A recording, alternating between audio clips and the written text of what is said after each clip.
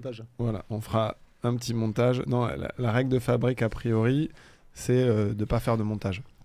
Pas de montage. Et donc, bonjour à tous, ravi de vous retrouver sur un de ces premiers épisodes des podcasts OVNI. Je suis en compagnie de Stéphanie Delestre. Bonsoir Steph, tu vas bien ? Très bien, et toi ? Est-ce que, avant de présenter nos invités du jour, Julien Bouet et Marc Leverger, tu peux rappeler aux auditeurs de la communauté OVNI qui tu es et pourquoi tu viens faire ce crash test, animer ce podcast avec nous ? Alors moi, je suis la fondatrice de CAPA, la première plateforme d'intérim digital, qui a été achetée par le leader mondial Adecco en septembre 2021. J'en suis partie en juin 2022. Et là, je suis là parce que je relance une boîte 100% IA dans quelques semaines. Donc, c'est une aventure incroyable. Et je vais aussi lancer un podcast où je vais aussi, je pense, inviter Marc et Julien parce que je crois que ils ont vraiment l'air cool, quoi. Bon, peut-être on sortira jamais l'épisode, comme ça on te laissera la primeur. Bon, et tu as aussi une autre actu, je crois que tu as fait une émission de télé qui parle de start-up, il y a quelque chose comme ça. Et j'ai été sélectionnée pour être jury dans Qui veut être mon associé, donc la prochaine saison. Et honnêtement, c'est une aventure incroyable parce que le fait de pouvoir parler entrepreneuriat aux Français et aux Françaises, c'est quand même super, super cool. Et pour moi, en tout cas, c'est un truc important de me dire que si tous les Français et les Françaises sont entrepreneurs et déjà entrepreneurs de leur vie, le pays est incroyable. Donc ça a été une super opportunité et l'émission va être diffusée bientôt.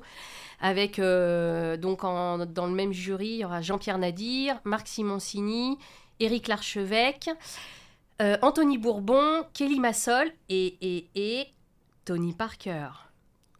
Canon. Ouais, canon. Sympa. Tu nous as ramené des petits ballons de basket dédicacés ou pas ? Alors, il m'en a dédicacé un, mais je le garde celui-là. Ah bon, d'accord. Bon, allez, on rentre dans le sujet.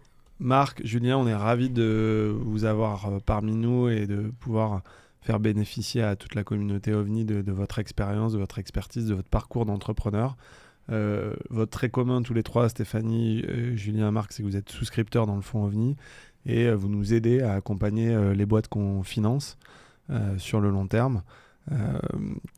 C'est un métier dans lequel on ne gagne pas à tous les coups. Marc, tu le disais hors micro avant l'enregistrement.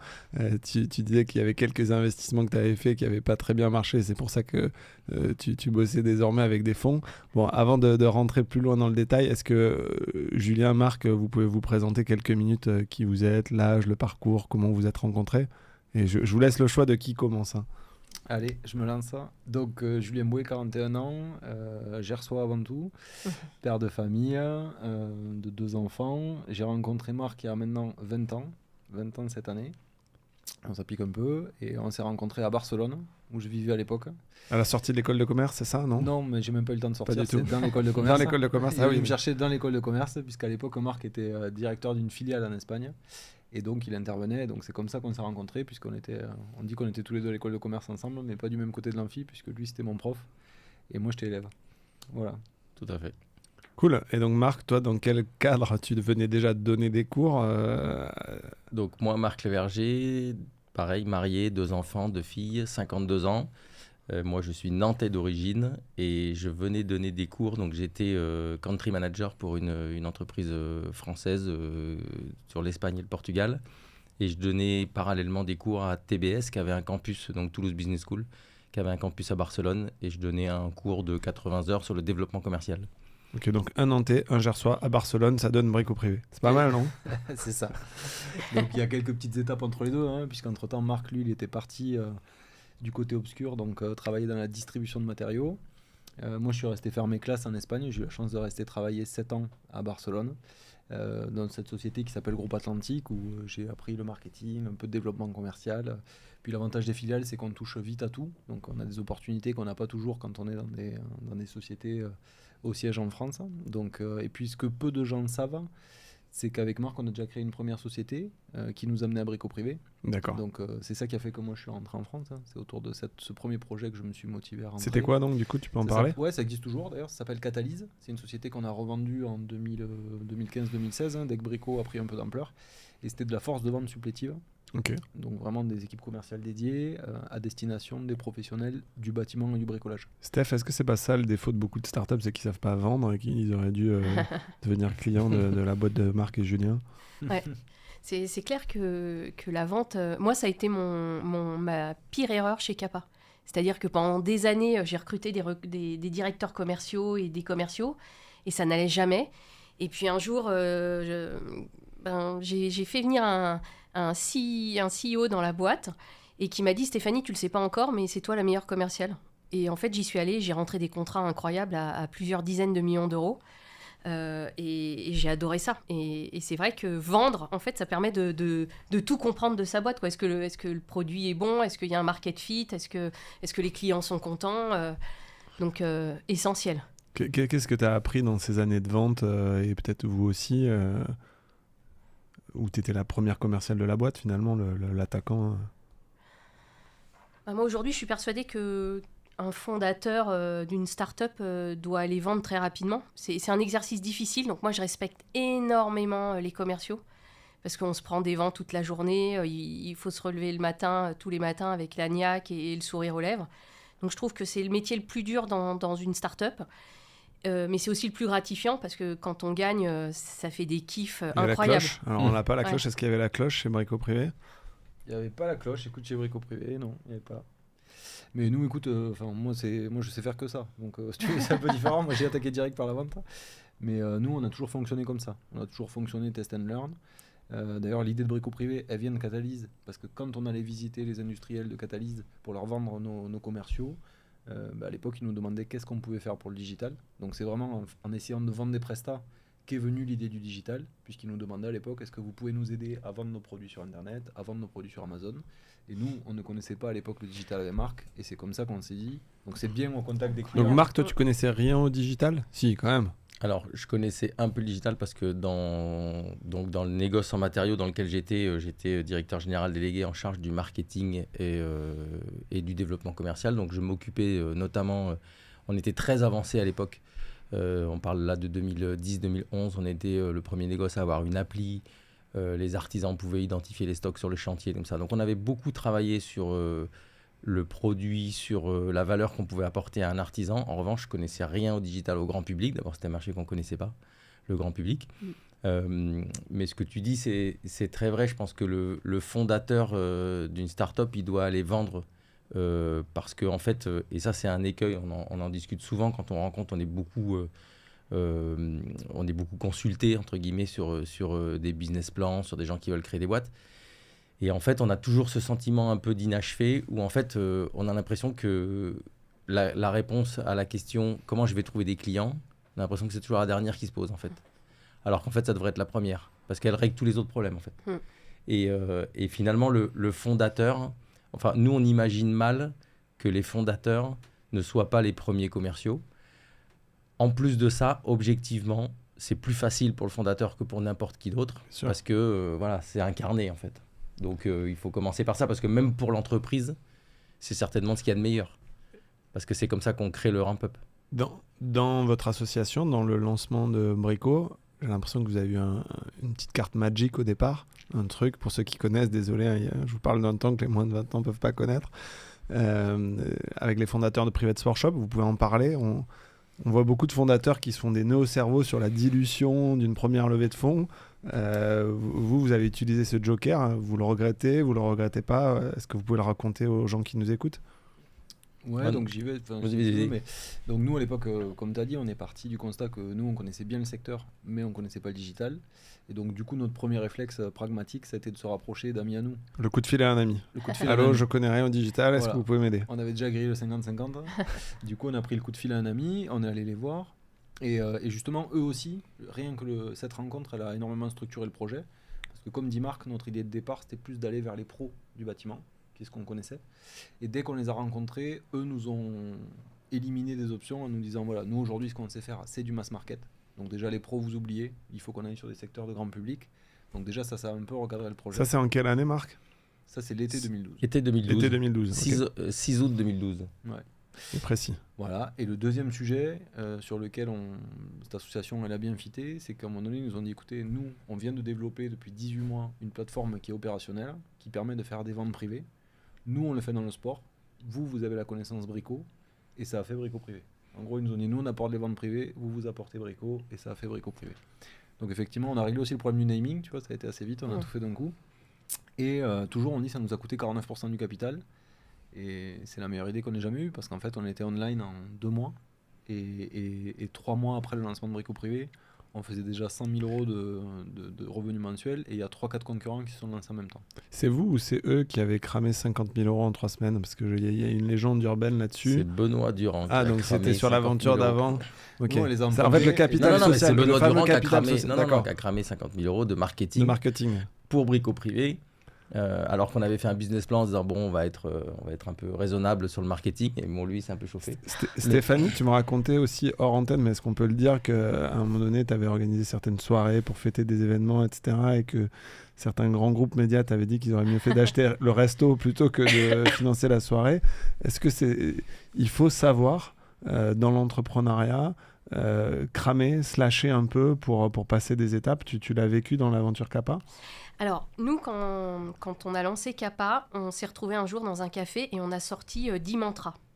Par exemple, pour réussir, il faut avoir une équipe de team player A comme dans la NBA, des choses comme ça. Et sur le marketing, il y avait ne commence à dépenser en marketing que quand tu n'as plus d'idées. Donc, on essaie toujours de bricoler, mais on a fait des trucs incroyables. Hein. On imprimait des flyers que moi, pendant des années, je suis allée distribuer à la sortie des métros, dans les zones industrielles, etc. Parce qu'en fait, le problème du marketing, c'est comme tu le dis, ça va super vite, quoi.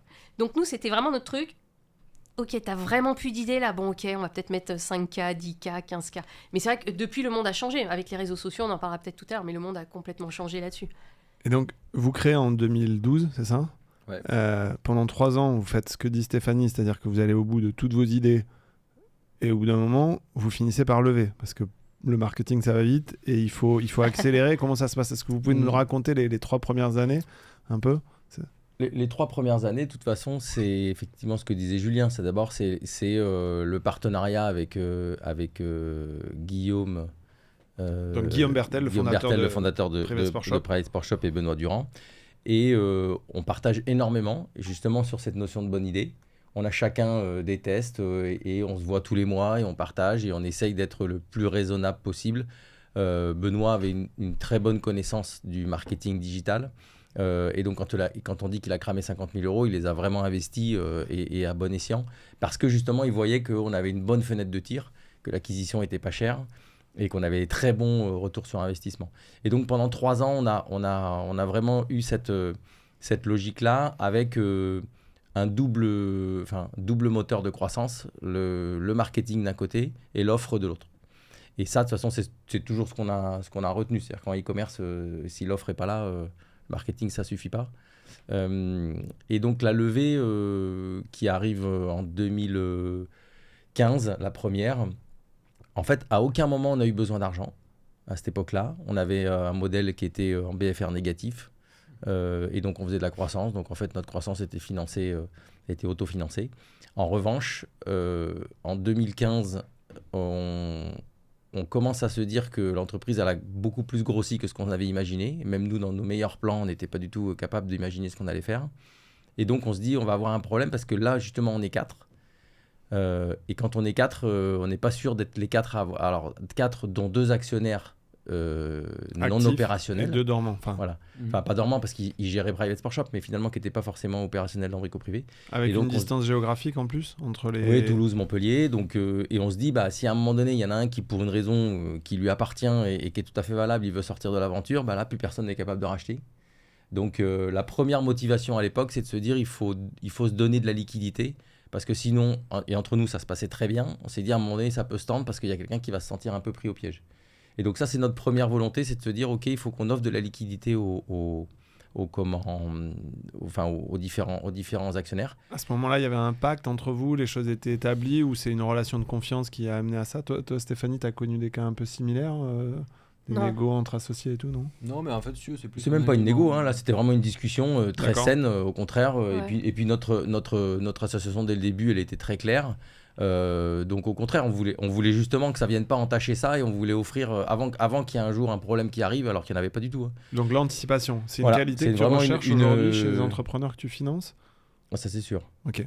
Anticiper. Ouais. Anticiper les problèmes. Anticiper les problèmes, ça veut pas dire, ça on en discutait ce matin, ça veut pas dire ce qu'on cherche, et c'est d'ailleurs, moi j'avais entendu une fois un podcast de Marc Simoncini qui disait en fait, il y a deux types d'entrepreneurs, il y a ceux qui disent et ceux qui disent mais.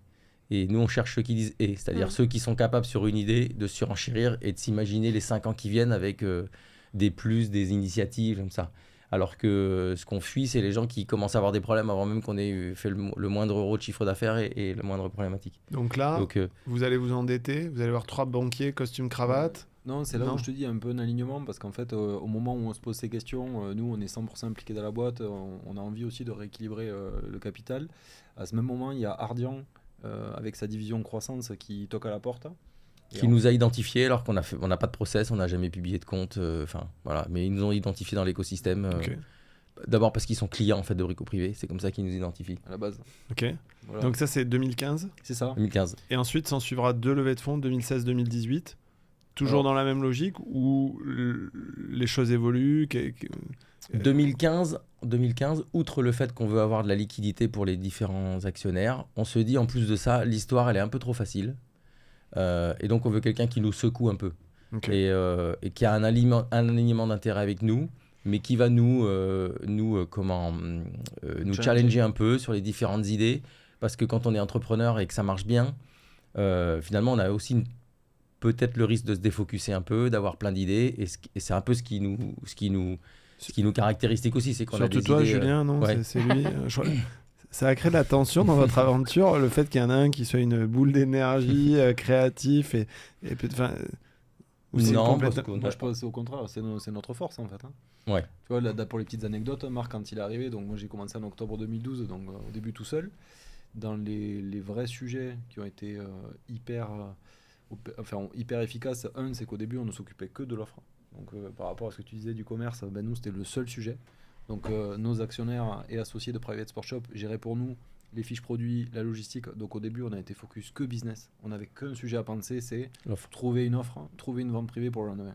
Puis une, puis deux, puis trois. Et petit à petit on a tout réinternalisé. Et du coup Marc il arrive à l'été 2013, donc c'est à peine 8 mois après le lancement. Et en fait on fait déjà 2 millions d'euros sur ces 8 premiers mois. Et en fait quand il arrive, on vient de déménager d'entrepôt. On vient de passer de 100 mètres carrés à 600 mètres carrés.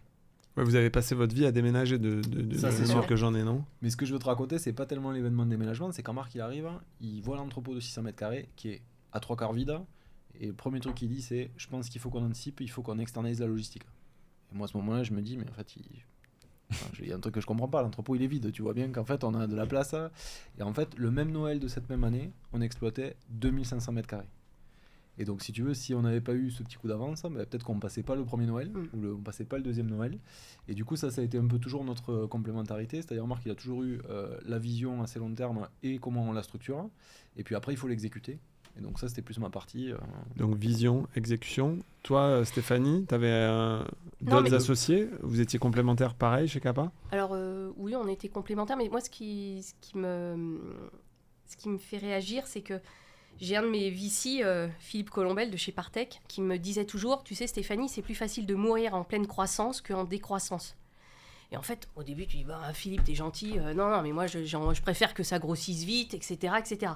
Et en fait, pas du tout. Et je comprends complètement ce que tu dis, par exemple, sur l'entrepôt.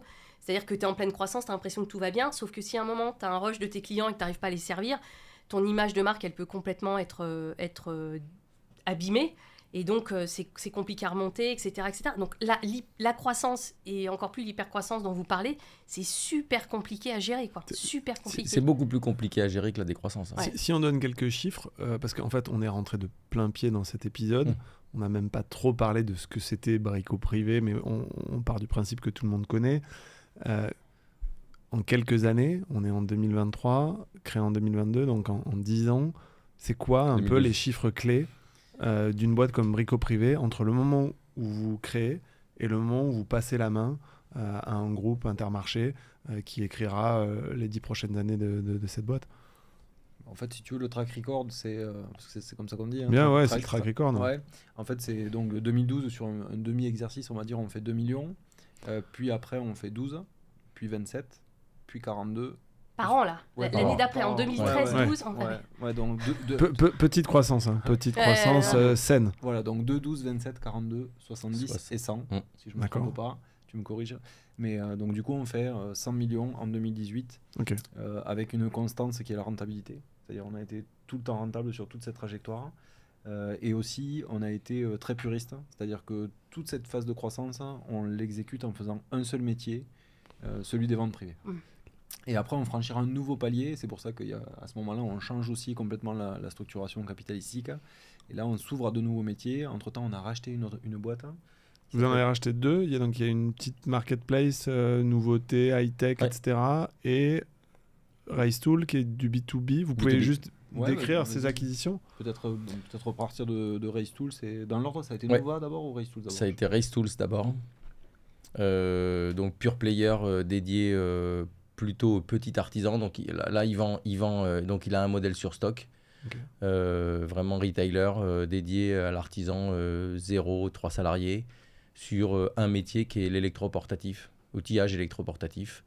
On le rencontre parce qu'on fait des achats en commun avec lui. Et Nicolas Leron, donc, qui est le fondateur à l'époque, commence à montrer, à l'époque ça fait 9 millions, ça va faire 9 millions quand on le rachète. Et il nous dit c'est trop gros pour moi, j'ai pas envie, ça correspond pas à ce que j'ai envie de faire.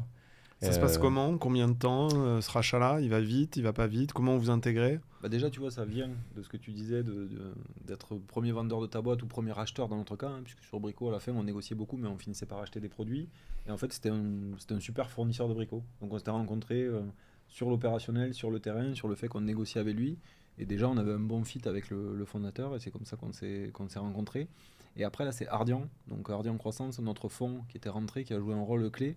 C'est-à-dire qu'il y avait, dans la relation que nous, on pouvait avoir avec Nicolas, on n'a pas eu à faire cette espèce de négo sur la valo, puisqu'Ardian a joué pleinement son rôle de partenaire et encore plus de partenaire financier. Et en fait, c'est Ardian qui a mené le dossier sur pas mal de points techniques. Ils ont structuré le Ardian, deal. avec lequel vous travaillez étroitement. Je crois que Marc est operating partner, si on peut le dire, Je suis pour ce fonds. Senior advisor. Mais oui, tout à fait. Ardian à l'époque, on lui dit, bah voilà, nous, on a envie, d'un point de vue stratégique, de commencer à mettre un pied dans le B2B. C'était quand même notre histoire. Au début, finalement, on n'avait pas fait, on avait choisi le B2C, mais finalement, on connaissait bien le B2B. Là, on commençait à voir qu'il y avait un intérêt. On se dit, bah, il faut pas louper le train. Donc, on met un pied dans le B2B. Avec, en plus de ça, pour nous, un intérêt stratégique, c'est qu'effectivement, au niveau des achats, quand tu es dans le secteur B2B, tu sais que tu vas avoir des conditions d'achat qui vont être meilleures que celles du B2C. Et donc, ça nous permet d'alimenter la plateforme Brico Privé en même temps. À l'époque, donc Ardian souscrit parfaitement à notre vision stratégique et on lui dit par contre, on ne peut pas tout faire. Là, on est sur la croissance, on n'a pas envie en plus de gérer ça. Donc, prenez-le en charge. Voilà notre cahier des charges. Ils se sont occupés, ils ont rencontré Nicolas, ils ont structuré le deal, ils ont trouvé les bons accords. Franchement, là-dessus, ils ont été parfaits. Et puis, donc, on a trouvé un accord où Nicolas, d'abord, est resté au capital. Il a continué à gérer Racetools jusqu'en 2020. Mais voilà, il était à nos côtés, on a fait de l'échange de titres, on a fait des choses assez simples. Avec une distance géographique qui ne simplifie pas les choses, est-ce que vous avez dû vous déplacer beaucoup là-bas ou pas ? Parce que il y a 80% des fusions-acquisitions qui ne se passent pas très bien, où la valeur n'est pas forcément créée. Vous, là, ça a été le cas, donc vous êtes dans les 20% qui marchent. Comment vous expliquez ça ? Steph, t'en as fait, toi, de la fusion-acquisition chez Kappa ou dans d'autres boîtes avant, quand tu étais dans les médias ? Jamais ? Non. Donc, dans la prochaine, tu vas en faire, vu que tu as... Non, pas forcément. Alors, la prochaine, je pense que ce sera difficile d'en faire parce que nous, on vit une véritable révolution technologique en ce moment. On va lancer un produit, on va être parmi les premiers dans le monde à lancer un produit 100% IA sur un secteur énorme. Donc je vois pas l'acquisition. Et après, je reconnais que c'est pas facile à faire. Moi, par exemple, j'ai fait un autre truc qui est pas facile, c'est de faire rentrer un CEO. Parce que je crois que je connais bien mes forces, mais aussi mes faiblesses. Ça, par exemple, c'est aussi très rare dans une start-up de de faire rentrer quelqu'un pour aider la boîte à continuer de grandir. Donc c'était un autre challenge, mais acheter, non. Et c'est vrai que c'est pas facile d'identifier, de voir le rapprochement des valeurs, de la culture. Mais vous, comme vous dites, vous avez construit cette relation dans le temps, donc c'est presque imposé à vous, quoi. Vous en parlez de façon très évidente. Ouais, après je sais pas si Marc partagera, mais en tout cas au début, ce qui a l'air de bien avoir fonctionné, c'est qu'on lui a laissé beaucoup d'autonomie. Donc les équipes Race Tools avaient toujours un vrai sentiment d'appartenance au projet, elles n'avaient pas du tout l'impression d'avoir été absorbées par qui que ce soit. Et je crois que c'est toujours le cas aujourd'hui en 2023. Pour vous donner un petit ordre de grandeur, cette société qu'on a rachetée en 2017 qui faisait 9 millions, elle va faire un peu plus de 40 cette année. Wow. Donc on l'a quand même pas mal accéléré. Et donc du coup... voilà, je pense qu'au début, une grande autonomie. Nouva, c'était un peu différent. Ouais, parce que... D'abord, donc pour terminer avec Race Tools, effectivement, Race Tools, l'intérêt, c'est qu'on n'avait pas de synergie à proprement parler à aller chercher. Ce qui est toujours compliqué quand on fait des fusions-acquisitions, c'est le fusion. Hein. C'est pas l'acquisition. C'est qu'à un moment donné, on a du mal à faire prendre et de créer. Moi, avant de monter Brico Privé, donc Chaussons Matériaux, moi je suis arrivé, ça faisait. Chaussons Matériaux, ça faisait 300 millions. C'est reparti, ça faisait quasiment 900 parce qu'on venait faire une acquisition et c'était 50% par croissance externe. Donc là, j'ai fait quasiment que ça. D'intégration. Et en fait, mais on avait un modèle à l'époque qui était très performant parce que le modèle était calé et on intégrait. Il n'y avait pas de débat en fait. C'est-à-dire en fait, on prenait des gens et on les mettait dans le moule qui fonctionnait. Race Tools, là, ce qui a bien fonctionné, c'est que justement, en fait, il avait son propre moule. Et on n'a pas cherché, au contraire, à vouloir le transposer. Nous, on était là pour accélérer. Ce qui, d'ailleurs, à un moment donné, a amené le départ de Nicolas. C'est pas que ça marchait pas, mais c'est qu'en fait, nous, on voulait appuyer un peu plus vite sur l'accélérateur que ce qu'il avait envie. Et donc, à un moment donné, il nous a dit, reprenez la main parce que ce que vous avez envie de faire, moi, je ne me le sens pas capable. Et c'est là où on a commencé à vraiment plus accélérer. Moi, j'ai une question qui me brûle les lèvres. Parce que quand moi, j'entends ces chiffres, je suis bluffée. C'est incroyable comme parcours. Si vous deviez me donner 3 conseils, qu'est-ce qui a fait que... C'est quoi les 3 points importants qui ont fait que vous avez réussi à créer cette histoire quoi, qui est incroyable? Si tu veux, on te fait 3 conseils chacun. Ouais, on te fait 3 conseils à 2. Nous, il y a quand même quelques trucs qu'on a toujours dit à nos équipes. Et je pense qu'on s'est aussi appliqué à nous-mêmes. Le premier, ce qu'on disait toujours, c'est ambition illimitée. Après, les objectifs qu'on atteint, c'est peut-être différent, mais l'ambition, il ne doit pas y avoir de limite. Donc nous, dès qu'on a senti que le sujet frétillait, qu'on avait des bons premiers résultats, on a accéléré tout ce qu'on a pu. On ne s'est jamais dit, on en garde un peu pour l'année prochaine. Non. Et ça, moi, c'est quelque chose que je vois aussi chez les entrepreneurs que je rencontre. C'est que des fois, je trouve qu'il n'y a pas assez d'appétit. Quoi. Tu commences à avoir quelque chose entre les mains qui fonctionne et donne tout. Quoi. Je veux dire, après, on verra si... Il n'y a peut-être pas de deuxième chance. Donc, toi, tu avais une phrase, c'était, je sais pas, il faut viser la Lune. Ouais, viser la Lune, au pire, vous terminerez dans les étoiles. Ouais. Mais nous, ça, on le rabâchait régulièrement. Quoi. Mais c'est ça, c'est de dire... Donc, premier conseil. Deuxième conseil, c'est...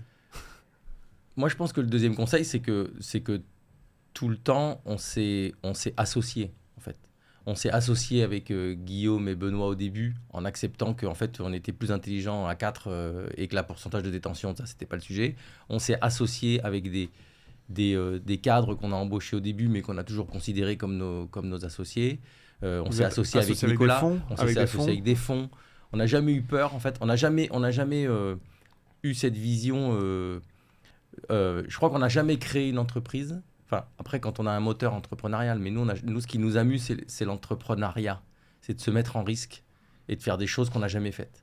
Quitte à se planter, en fait. Alors, tu dis se mettre en risque, peut-être une aparté avant le 3e conseil. À quel moment, moi, c'est ça qui me brûle les lèvres, vous vous êtes mis en risque?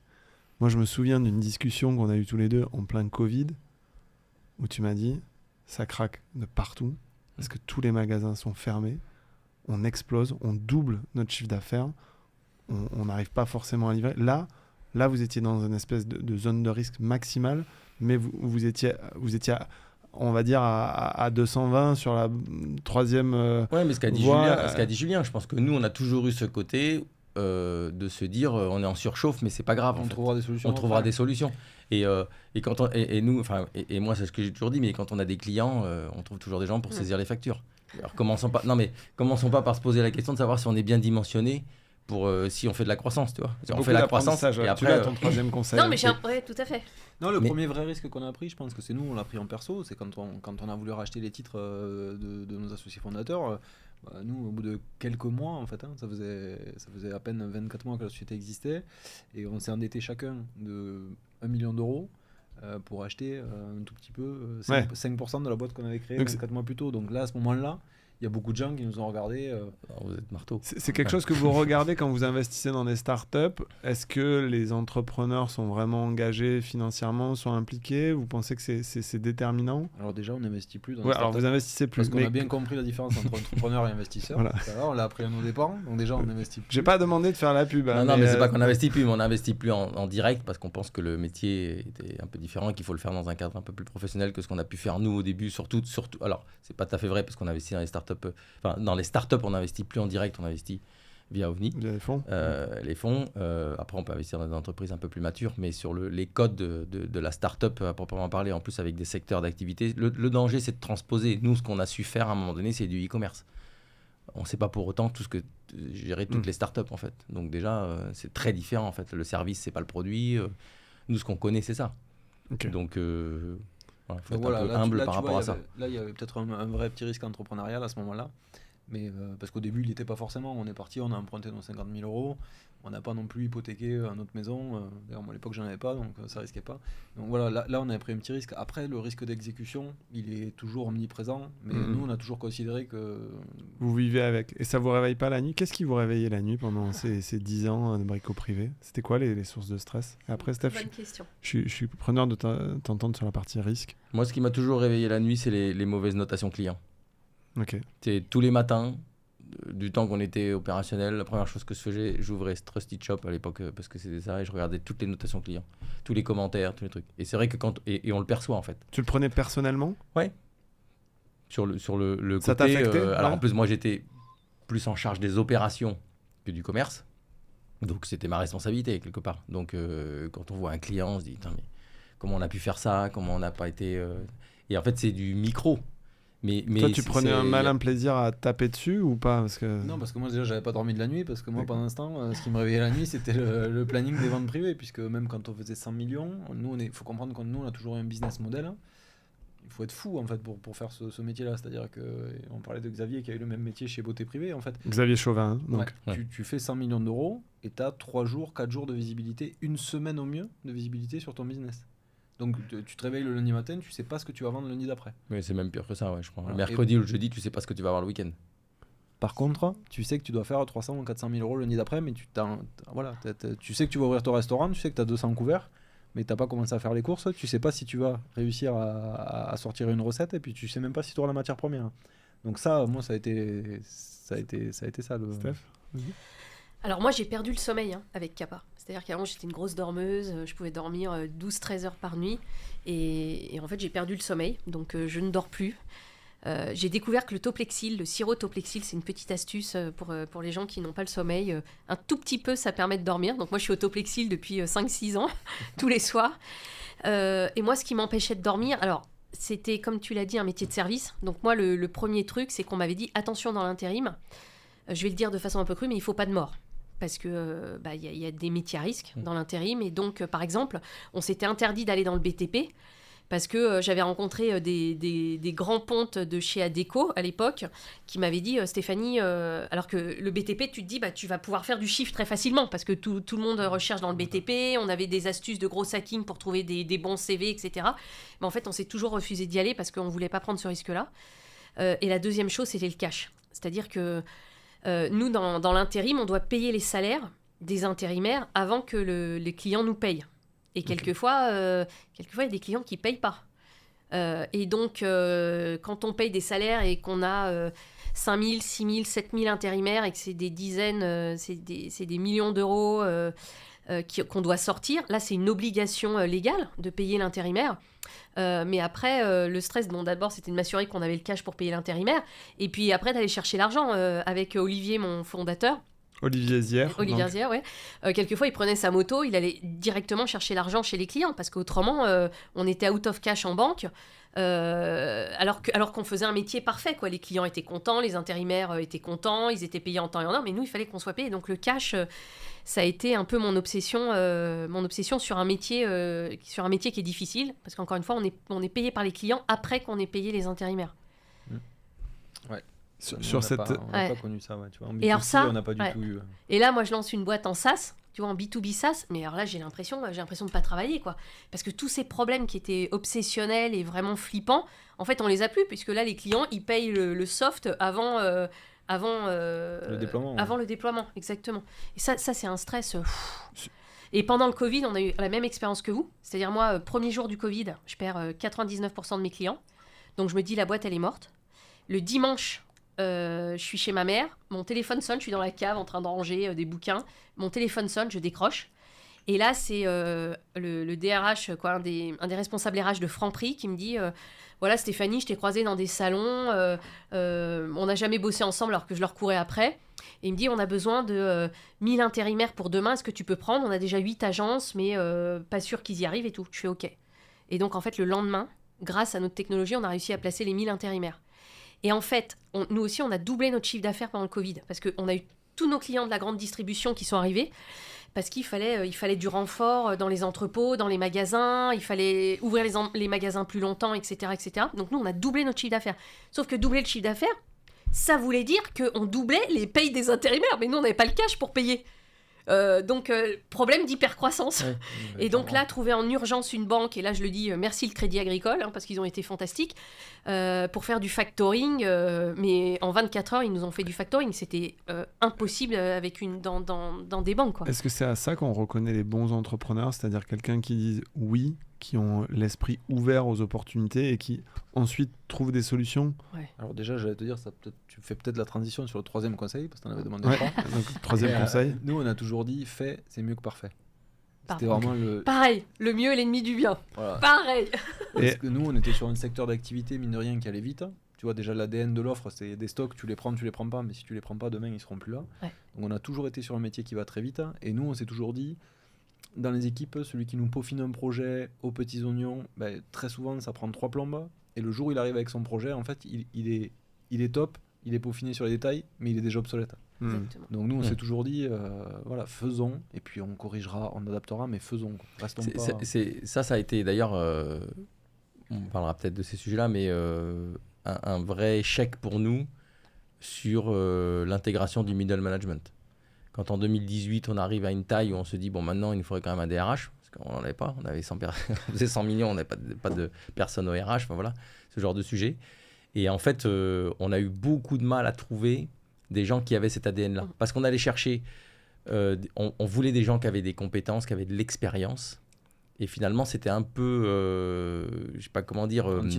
antinomique avec ce qu'on leur demandait. Ah. Et trouver des gens qui ont la capacité à ouvrir le capot, mettre les mains dans le moteur... finalement, il n'y en a pas tant que ça. On trouvait beaucoup de gens très très forts sur PowerPoint, mais beaucoup moins en excellence opérationnelle. Si je suis un peu provocateur, mais bon, c'est le but de ne pas être lisse aussi dans ce genre de podcast, hein, c'est les premiers, donc on va trouver nos marques. Stéphanie, toi, tu as mené ton aventure plutôt en région parisienne. Oui, quoi. Alors, non, le siège était à Paris, mais nos équipes R&D étaient à Grenoble et nos équipes commerciales, une partie des équipes commerciales à Bordeaux. À Grenoble, d'abord, on avait pris l'équipe de dev à Paris, mais à un moment, on trouvait des mecs qui avaient à peine un niveau bac, qui nous demandaient 60 ou 70 cas par an. On disait, non, mais t'as vu ça où, quoi? Donc, on n'arrivait plus à recruter des bons devs sur Paris. Donc, c'est pour ça qu'on est parti à Bordeaux, parce qu'à Bordeaux, entre Lyon et Grenoble, entre Lyon et Grenoble, il y a les meilleures écoles d'informatique, avec l'ENSIMAG, etc. Donc là, on a monté une super équipe. Et même problème à Paris. C'est-à-dire, Paris, un commercial, c'est vrai qu'à moins de 3 000, 3 500 euros bruts par mois, c'est compliqué. Parce qu'il te dit, il y a son loyer, son machin, son truc. Sauf que nous, on avait des toutes petites marges sur l'intérim. Voilà. Et donc, à un moment... et puis aussi, des problèmes de recrutement. Et le fait d'avoir ouvert à Bordeaux, ça a été bien aussi parce que ça nous a appris, nous, à pouvoir travailler à distance. Et donc, quand on travaille à distance, et donc on était particulièrement bien prêt pour le Covid, bien sûr, mais travailler à distance, finalement, ça apprend à, Parce que ma à bien provocation, verbaliser, c'était à pour bien dire... choisir les mots. J'allais provoquer en disant, est-ce que c'est pas le problème d'avoir été à Toulouse avec un vivier de potentiels clients, pas clients, candidats, suffisamment grand versus une boîte basée à Paris, une boîte basée à Londres ou aux États-Unis. Non, vous êtes arrivé à faire venir des gens. Toulouse a été attractif. Ouais. On n'a jamais eu de ce sujet-là. Et puis en plus de ça, on avait quand même des métiers. En fait, on n'a jamais eu ressenti à Toulouse un problème de talent, soit parce qu'en fait on était capable de convaincre des gens qui n'étaient pas à Toulouse de venir à Toulouse parce que Toulouse a un bon pouvoir d'attractivité. Mais essentiellement parce que déjà à Toulouse, on a des très bonnes écoles supérieures comme ça, et on avait ce qu'on cherchait en fait. C'était pas trop ça le sujet. Le sujet c'est qu'on avait un ADN. Je pense que le sujet il est aussi, on revient un peu à la discussion du début, c'est que quand on a été le premier commercial, qu'on a été le premier directeur des opérations, le premier directeur informatique, le premier directeur marketing, c'est compliqué pour les gens qui suivent. Donc il faut trouver et c'est plus facile finalement. Et ça, on l'a peut-être, nous, compris un peu tard, mais c'est plus facile d'avoir des gens qu'on fait rentrer sur des métiers et qu'on fait progresser, et parce qu'on les a fait rentrer avec, entre guillemets, plus de potentiel que ce pourquoi on les avait embauchés. Et ça a été la première phase, ça a été bien. Sauf qu'à un moment donné, on est arrivé à un niveau de croissance qui faisait que même ça marchait plus. Et donc, on a voulu aller chercher des gens qui avaient de l'expérience. Et là, franchement, ça n'a pas été très, très, très concluant. Les meilleurs recrutements, vous les avez fait comment ? Vous êtes passé par des cabinets ? C'est vous qui allez chasser sur LinkedIn ? C'était votre réseau ? Comment vous avez fait ? Moi, je dirais un peu les trois. Il n'y a pas de règle. Pas de règle ? Mais par contre, pour reprendre ce qu'a dit Marc, ce qui a le mieux fonctionné pour nous, c'est toujours quand on a laissé des opportunités, soit des gens qui ne s'attendaient pas forcément, soit qui n'étaient pas forcément destinés pour les responsabilités qu'on leur a confiées, et en fait, ils nous l'ont rendu au centuple. Et je pense que c'est un peu d'ailleurs suite à notre départ de l'aventure qui est tout frais, hein, puisque ça fait un petit mois que nous on est sortis de l'aventure. Et on vous remercie d'ailleurs de prendre le temps de venir échanger maintenant que vous avez du temps et cette liberté-là retrouvée aussi de l'entrepreneur. 10 ans, 12 ans, c'est une sacrée tranche de vie, un sacré chapitre. Hein. Mais moi par exemple, tu vois, personnellement, c'est ces messages-là qui m'ont le plus touché, suite aux petites publications qu'on a fait pour évoquer la suite et puis pour évoquer un peu les 11 années incroyables qu'on venait de passer. On a eu pas mal de témoignages, pour pas dire quand même de nombreux témoignages, de gens qui bossent plus chez Brico, certains depuis 3 ans, 4 ans, qui ont pris le temps de nous envoyer un petit message pour nous remercier des opportunités qu'on leur avait laissées à l'époque, et qui font leur carrière aujourd'hui parce que, à un moment donné, ou Marc, ou moi, ou quelqu'un avec nous leur a laissé leur chance chez Brico, ils ont franchi un step hyper important dans leur vie. Et derrière, ils continuent leur carrière là-dessus. Et moi, ces messages-là, en tout cas, moi personnellement, je pense que vous avez été un tremplin. Vous avez été un tremplin pour ces gens-là. On n'avait pas conscience qu'on avait. Voilà. Alors ça, c'est vrai parce que je pense qu'ils ont vécu. Enfin, je pense qu'avoir la chance d'être dans une aventure de type Brico, quand on passe de 2 à 100 millions, il y a même peu de salariés qui ont l'opportunité de vivre ça. Et ça, ils nous l'ont dit. Maintenant, ils s'en rendent compte. Parce que quand on est dedans, on ne s'en rend pas compte. On a l'impression que c'est le quotidien de tout le monde, en fait. Mais ce n'est pas le quotidien de tout le monde. Et je pense que nous non plus, on n'avait pas forcément pris conscience qu'on avait quand même, finalement, un ADN très particulier, en fait, Brico Privé. Et ça, les gens nous l'ont dit. Et après, on a eu des gens extérieurs comme ça qui nous disent qu'il y a une culture d'entreprise qui est très particulière. Et ce qui explique aussi que comme on n'en avait pas conscience, quand on a recruté des gens à l'extérieur, on s'est trompé. Elle n'était pas écrite. C'est pas du tout. Non. Cette culture. Non, ça, par contre, ça n'a bien un truc qu'on n'avait pas, c'est la culture de l'écrit. D'accord. Mais voilà. Et donc, on n'a jamais trop insisté là-dessus parce que pour nous, ça ne nous paraissait pas un point essentiel. Et en fait, ce qui n'a jamais pris, c'est les gens qui n'étaient pas capables de se mettre dans cette culture. Et on a vécu des moments où, en fait, les cadres historiques nous reprochaient, en fait, d'avoir embauché des gens dont ils savaient pertinemment qu'ils avaient toutes les compétences pour réussir, mais qu'ils n'avaient pas cet ADN et cette capacité à se mettre dans l'opérationnel. Et nous, on est hyper opérationnel. Encore aujourd'hui, d'ailleurs, Stéphanie, je ne sais pas si tu veux commenter, mais je voulais vous parler de la suite. Il nous reste 5-10 minutes. Après, on peut prendre plus. Hein. Mathieu fait des podcasts qui durent 3 heures, donc on ne nous reprochera pas d'avoir fait 1 heure. Envie de commenter ce que viennent de dire Marc et Julien ? Moi, je me retrouve complètement dans ce que vous dites. J'ai l'impression d'avoir vécu plein de choses similaires à vous. C'est peut-être parce qu'on est de la même génération et qu'on a lancé la boîte à peu près au même moment. Moi, ce qui a été dur, c'est quand j'ai compris... parce que moi, être fondatrice, créer une boîte, une start-up, vivre ce que je vivais, c'était le rêve de ma vie. Et donc, je pensais que tout le monde avait envie de vivre le même rêve. Et en fait, la descente a été dure quand je me suis rendu compte que, non. Il y a des gens qui peuvent être très très bons à un endroit, mais chez Kappa, ça fonctionnait pas, parce que d'abord, moi, j'avais des grosses attentes aussi. Mais j'avais des grosses attentes... Pas que pour la boîte, aussi pour eux, quoi. Je me mettais un peu dans leur tête en disant non, mais comme ça, moi, je vais t'apprendre. Peut-être que comme ça, je vais tout apprendre. Tu pourras peut-être lancer ta boîte. Et d'ailleurs, il y en a qui l'ont fait et j'en suis super fière. Et des boîtes qui sont successful. Et un petit bisou à Raphaël Boukris. Mais en fait, moi, j'attendais à ce que les gens ils aient la même implication que moi, qui sachent tout faire comme moi. Moi... 10 ans après, je faisais encore les payes des intérimaires, donc avec mon équipe paye et Perla, parce que les payes, faut les faire un moment, et en fait, on a un délai très court, donc moi, j'adorais ça, j'étais à fond. Donc moi, j'étais la reine de la paye. Donc je faisais 6000, 7000 payes à la main, comme ça, quand on avait un logiciel, mais il fallait tout vérifier les taux de marge, si on s'était pas planté, etc., etc. Et en fait, ça a été mon gros truc, me dire, mais en fait, Stéphanie, les gens, ils sont pas comme toi, quoi. Et que ça va peut-être être mal compris, mais je pense que des gens comme nous, comme Marc, comme Julien, comme moi, en fait, c'est très rare. C'est très, très, très rare. Le costume, il n'est pas simple à endosser. Il faut avoir les doigts dans la prise. Il faut tenir ce marathon de 12 ans. Ouais. Et effectivement, ce qui est important, c'est que chacun trouve son équilibre et ce qu'il a envie de faire. Ce qui est difficile, c'est de déceler ça. Ouais, mais alors moi, ce discours-là, je suis pas d'accord. Non, je suis pas d'accord, parce que moi, le discours bullshit, équilibre vie perso, machin, il faut que tout le monde trouve un sens dans sa vie, machin, etc. Ouais, peut-être, mais pas dans ma boîte, parce que le problème, c'est que quand nous, on est chef d'entreprise, quoi, il faut les payer, les salaires, à la fin du mois. Donc, à un moment, c'est bien beau de tout dire. Moi, la réalité, je l'ai vécue pendant 10 ans. Malheureusement, le fait a été donné que les gens qui ont fait un long parcours avec Kappa, c'est qu'à un moment, ils étaient fortement contributeurs. Parce qu'autrement, la boîte, elle aurait pas survécu, quoi. Donc, la boîte est devenue ce qu'elle est grâce à tous ces gens-là. Mais tous ceux qui pouvaient pas rentrer dans ce moule-là, c'était pas possible. C'était pas possible parce qu'autrement, la boîte n'aurait pas survécu. Comment vous avez géré, Julien, Marc, justement des séparations difficiles avec des profils que vous avez fait venir dans cette phase d'hypercroissance qui n'étaient pas adaptés? Ça s'est bien passé? Ça s'est mal passé? C'est quoi?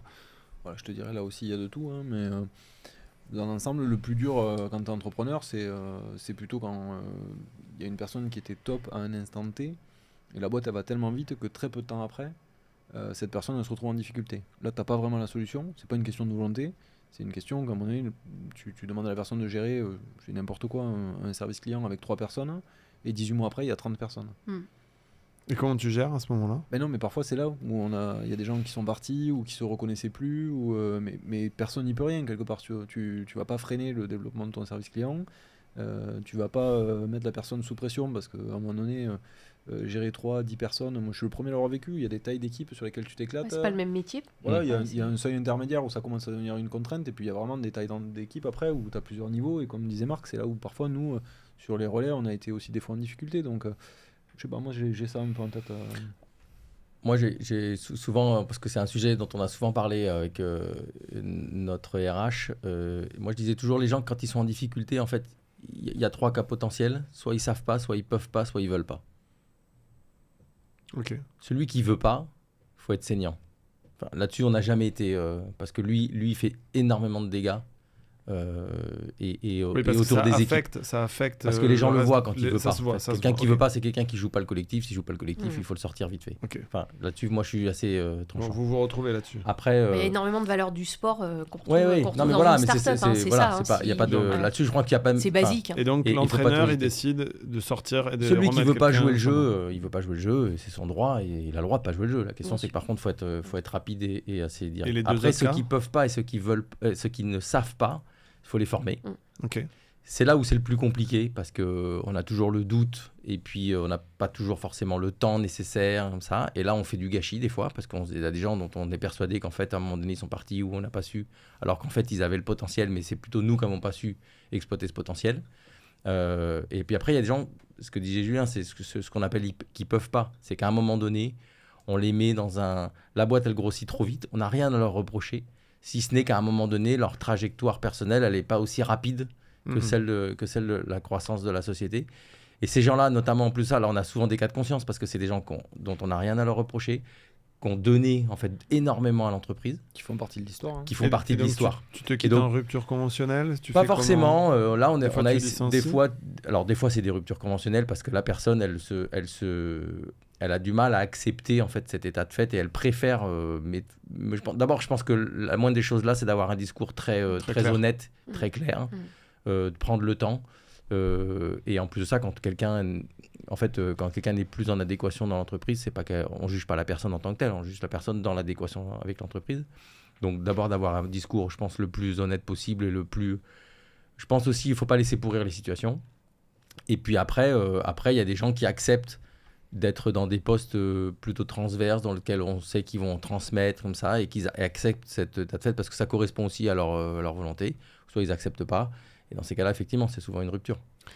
Sur la suite, on arrive à la fin de cet épisode. Est-ce que vous avez envie de nous parler un peu de vos projets et de l'avenir?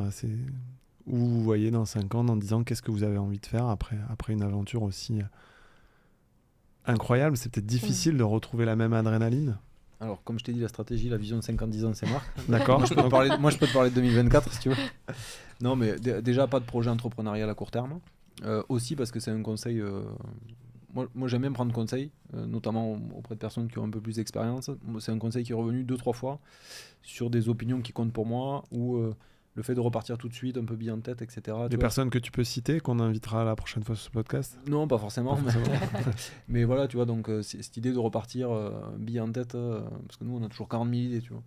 Donc justement, la bonne idée, c'est peut-être de ne pas repartir tout de suite. Surtout après les 11 ans qu'on vient de vivre. Il y aurait forcément un parallèle, une envie de comparer, etc. Donc là, c'est important de faire une petite coupure par rapport à ce côté ultra opérationnel. Par contre, moi, j'ai une petite idée de ce que j'ai envie de faire. Puisqu'avec Marc, depuis qu'on a créé Brico et qu'on a vécu cette aventure assez incroyable, on a toujours voulu accompagner des entrepreneurs. D'ailleurs, au début, avec un incubateur que tu connais bien, Arnaud, puisque c'est toi qui l'avais créé. Et en fait, on s'est toujours trouvé coincé entre notre envie de faire le temps qu'on avait à y dédier. Et donc, on a toujours vécu ça un peu de façon un peu frustrée avec la zapette, quoi. Donc, moi, ce que je sais, c'est que chez Brico, on a toujours eu un peu le rôle de Marc, la stratégie, la tête pensante, et moi, l'opérationnel, l'exécution, le bras armé, moi, j'aime bien dire. Et donc, aujourd'hui, moi, j'ai envie d'accompagner des entreprises dès lors que je me retrouve ou dans leur secteur d'activité ou dans leurs problématiques, en étant opératif partenaire. Donc, voilà. Nous, on a eu la chance. Avis à tous ceux qui nous écoutent. J'ai une petite annonce à faire passer. Est libre, et il ne pourra pas prendre beaucoup de boîtes, parce que 3-4. Ouais, 5, et puis 3-4 comme ça. L'idée, ça sera de le faire, voilà, il n'y a pas de pression financière dans ce projet-là. L'idée, c'est de le faire de préférence, voire uniquement sur des boîtes à impact. Ok, très bien. Et dans le Gers.